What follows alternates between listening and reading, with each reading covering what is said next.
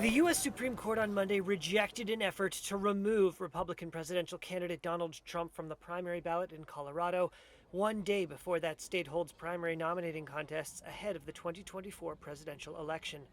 The unanimous ruling from the 9 justices reverses a decision late last year by Colorado's top court, disqualifying Trump. The case cited a rarely invoked clause of the 14th Amendment of the U.S. Constitution, Section 3, which bars from office any, quote, officer of the United States who took an oath, quote, to support the Constitution of the United States, and then, quote, engaged in insurrection or rebellion against the same, or given aid or comfort to the enemies thereof. Trump incited a violent mob to attack our Capitol. A group of Colorado voters argued that Donald Trump's efforts to subvert his 2020 election loss, which fueled the violent January 6, 2021 attack on the U.S. Capitol, amounted to insurrection.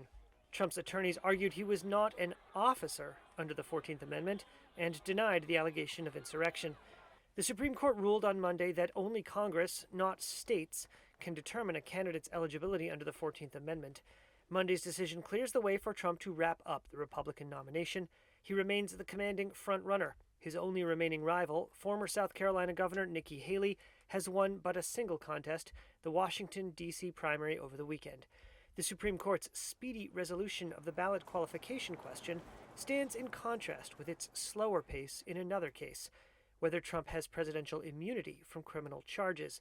The former president is facing federal charges accusing him of illegally retaining classified documents and misleading investigators seeking to recover them, and also for a number of alleged schemes to subvert the 2020 election. The justices are scheduled to hear arguments in the immunity case in late April, a much longer timeline. The Supreme Court's 6-3 conservative majority includes 3 Trump appointees.